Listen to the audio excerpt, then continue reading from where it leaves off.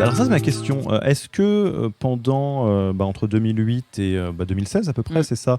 Est-ce que ça reste une idée qui revient, ou quand vous allez boire un verre ensemble, vous vous dites non, mais il faut qu'on monte quelque chose, mais c'est juste pas le bon moment, ou est-ce que ça rentre un petit peu en sommeil, et justement le fait que ça soit les planètes alignées, ça revient? Comment ça se passe dans vos esprits à toutes les deux? C'était plutôt en sommeil. Peut-être que le fait de ne pas l'avoir fait, finalement, on s'est dit bon, on passe à autre chose, hein.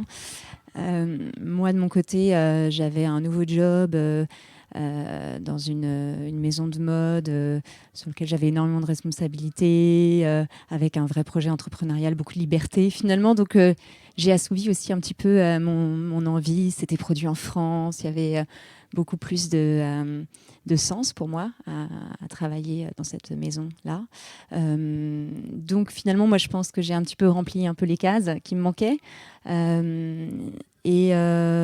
Voilà, on a un peu fait notre petit bonhomme de chemin chacune de notre côté. On se voyait toujours parce qu'on est amis. Je suis la marraine de sa fille, elle est la marraine de mon fils. Donc voilà, on passe beaucoup de semaines de vacances ensemble. Mais ouais, c'était un sommeil. Et puis c'est revenu quand on s'est retrouvés quand même en même temps. C'est ça qui est drôle dans cette situation finalement où on avait vraiment la possibilité de se reposer la question.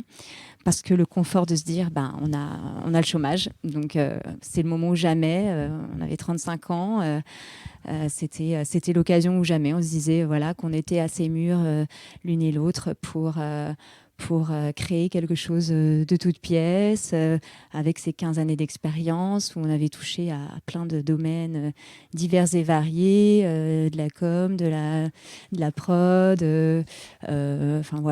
gérer des grosses marques à l'international. On se sentait assez solide finalement. Et puis à 35 ans, ça nous semblait être le bon âge finalement pour se lancer. C'était un peu c'est maintenant ou jamais, quoi. Si ça vous a plu, abonnez-vous à Yaniro Podcast et à la newsletter Yaniro en allant sur le site www.yaniro.co. Bonne écoute!